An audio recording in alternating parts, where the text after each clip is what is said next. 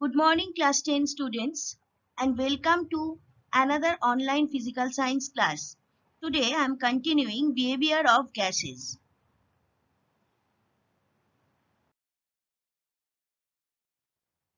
What is Boyle's law that I have discussed in my previous slides?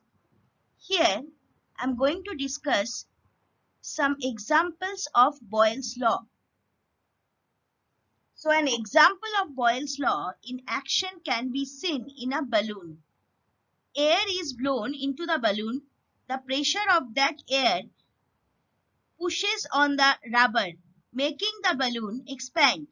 If one end of the balloon is squeezed, making the volume smaller, the pressure inside increased, making the unsqueezed part of the balloon expand out.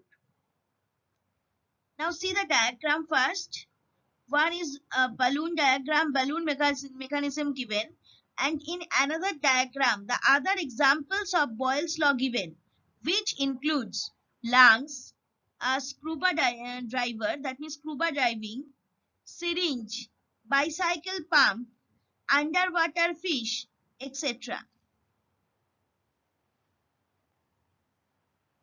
So, examples, or rather you can say non-numerical problems on Boyle's law. First, we can say when a rubber balloon is inflated with air of a pump, the pressure inside increases, but the volume, instead of suffering a decrease in accordance with Boyle's law, increases. This happens because with the introduction of air, the mass of the gas increases, resulting an increase in volume. Thus, inflation of a balloon by mouth or a pump appears to violate Boyle's law, but it is not so in the true sense. Means in true sense, it is obeying Boyle's law. Second one, when a bubble from the depth of a large pond begins to rise to approach the surface, its volume gradually increases. This happens because during the gradual rise, the temperature of water remains unchanged throughout, but the depth of water gradually falls. As a result, the pressure of water decreases and the volume of the bubble suffers a continual increase.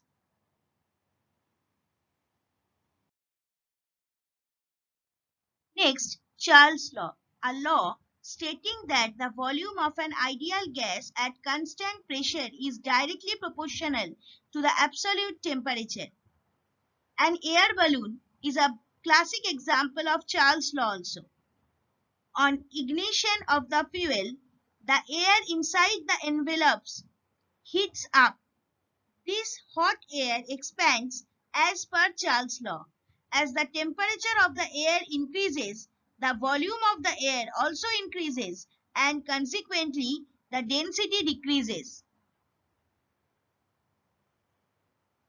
So in 1787, the French scientist Charles suggested a law related to the effect of temperature on the volume of a given amount of a gaseous substance at a fixed pressure, which is commonly known as Charles' law. So what is Charles' law? At constant pressure, the volume of a given mass of a gas is increased or decreased by T by 273 part of its volume of 0 degree Celsius for every 1 degree rise or fall in temperature.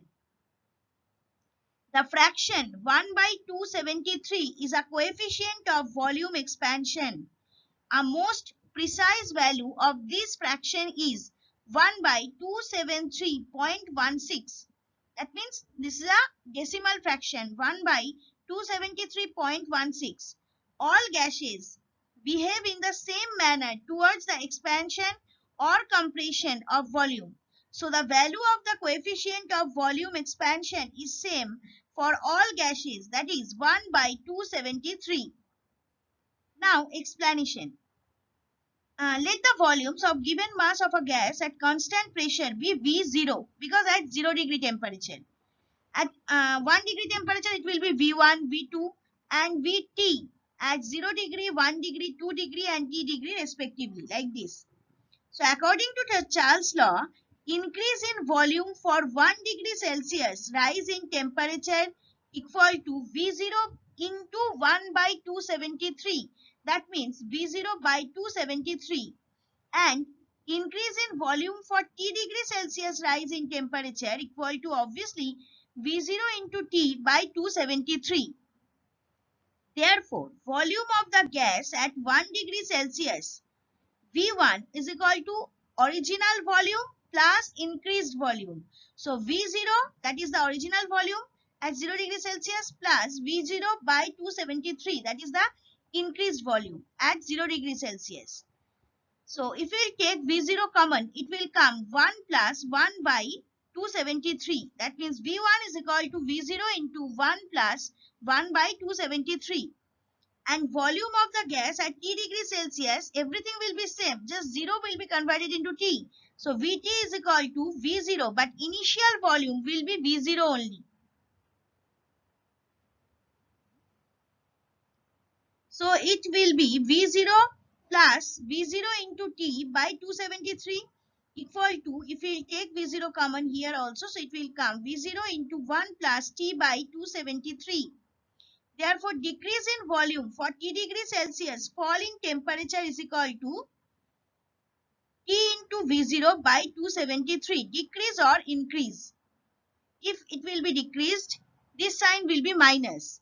Hence, volume of gas at minus T degree Celsius, V dash T is equal to V0 minus V0 into T by 273 equal to V0 into 1 minus T by 273. Now see the diagram. V varies as T according to Charles law, or V by T is equal to constant, and that is K. Here K is a constant that denotes on the pressure of the gas, the amount of gas and also unit of volume. If V1 and T1 are the initial values of volume and temperature of a gas, then V1 by T1 is equal to also K. That means same constant. Also, if the temperature is now changed to T2 such that the volume changes to V2, we can write V2 by T2 is equal to K, or V1 by T1 is equal to V2 by T2, or you can say that V1 T2 is equal to V2 T1.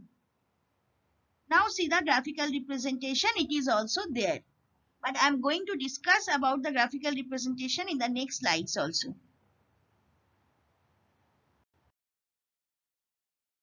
Now, graphical representation of Charles law. Charles law states that for every 1 degree Celsius increase in temperature of a gas, the volume increases by 1 by 273 of the original volume, pressure remaining constant.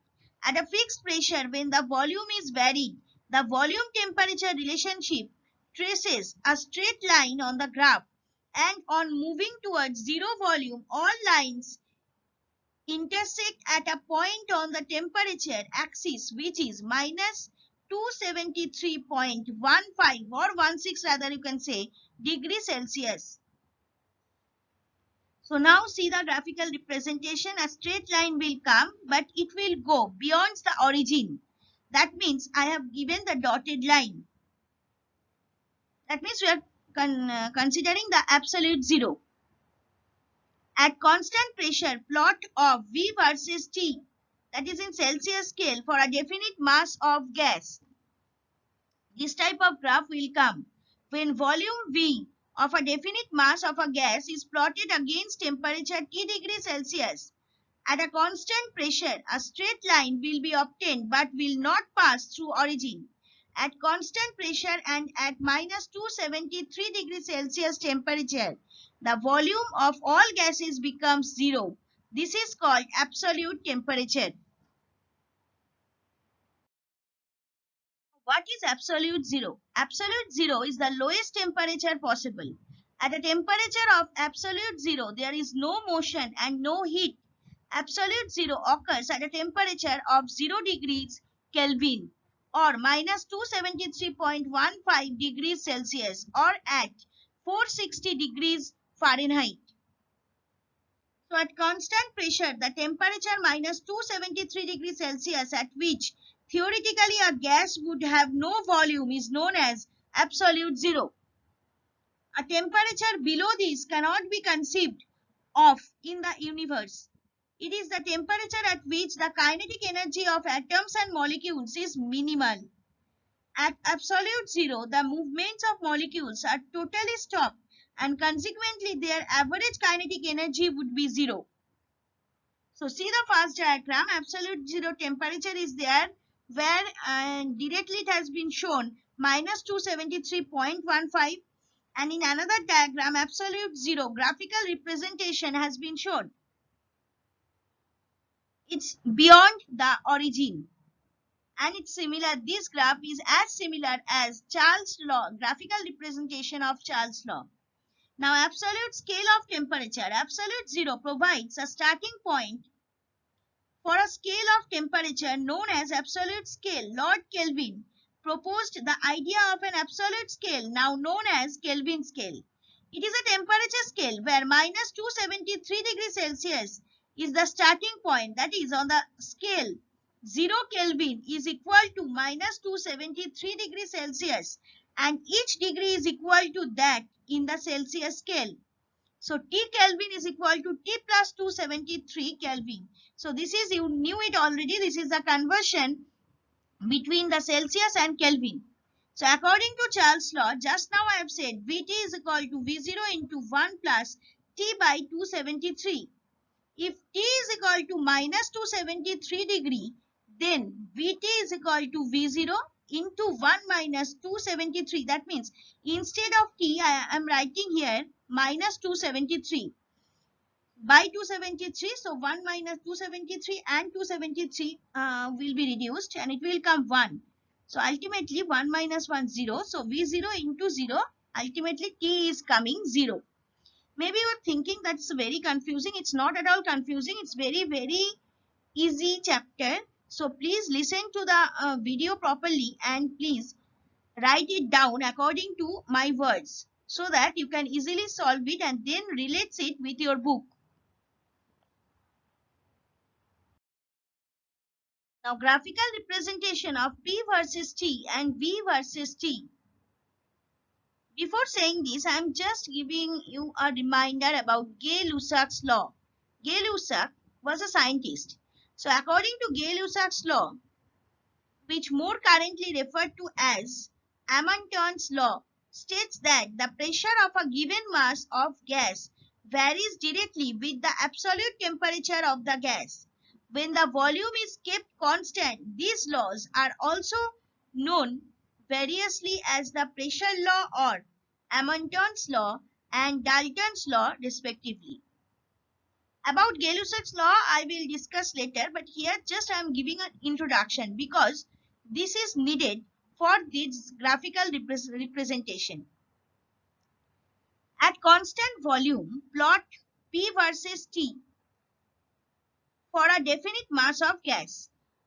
Okay, so explanation, the graph you will get, if you will not consider absolute zero, the graph you will get, the P versus T graph, you will get a straight line which starts from the origin. So according to Gay-Lussac's law, at constant volume, when the pressure of a definite mass of any gas at different temperatures are plotted, taking P as the ordinate and T as abscissa, then a straight line passing through the origin will be obtained. And the next, at constant pressure, plot of V versus T for a definite mass of gas. Here also first we are not considering absolute zero. So according to Charles' law, at a constant pressure, if the volumes of a definite mass of any gas at different temperatures are plotted, taking V as the ordinate and T as abscissa, then a straight line passing through the origin will be obtained. Clear? Now I have given the diagram where we have considered absolute zero also. But we have drawn pressure versus temperature and volume versus temperature graph. So if we will consider absolute zero, this straight line will go beyond the origin. A volume versus temperature and a pressure versus temperature plot will each have an intercept of minus 273 degrees Celsius. The volume and the pressure of a gas seem to reduce to 0 degree at a very specific temperature, assuming the gas remains a gas.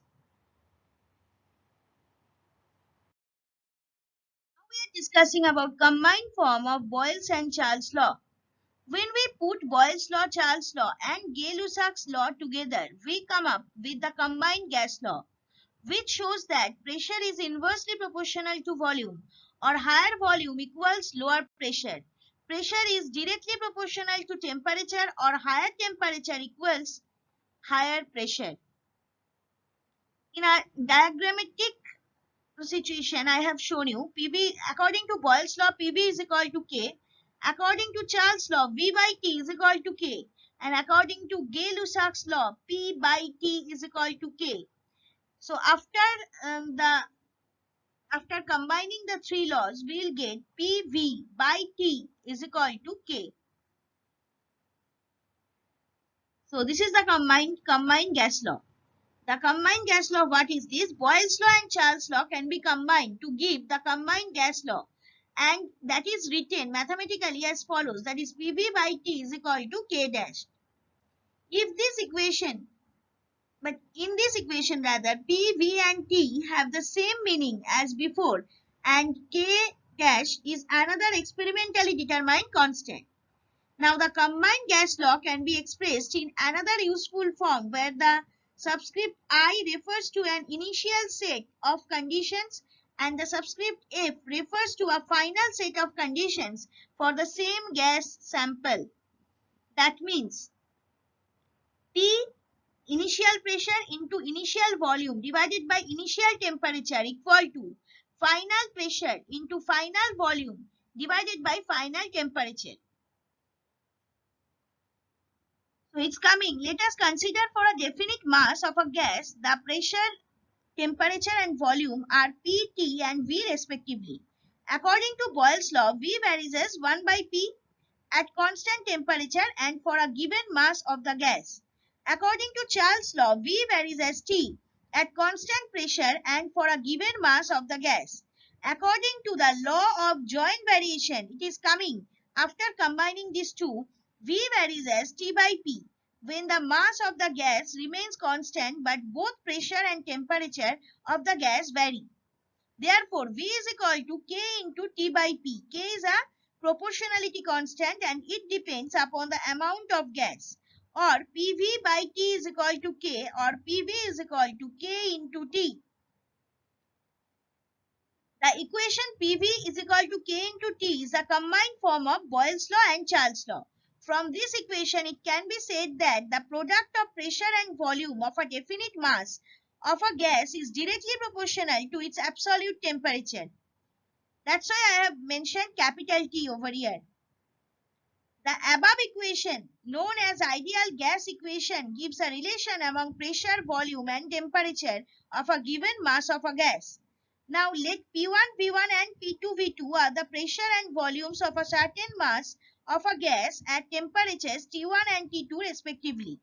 Thus from equation 2, that means that PV is equal to KT equation, we get P1 V1 by T1 is equal to K and P2 V2 by T2 is equal to K. That means the value of constant will not change. That means they both are similar. So we can write P1 V1 by T1 is equal to P2 V2 by T2. If the volume of a definite mass of a gas at a particular temperature and pressure is known, the volume of that gas existing at another temperature and pressure can be easily calculated from the above equation.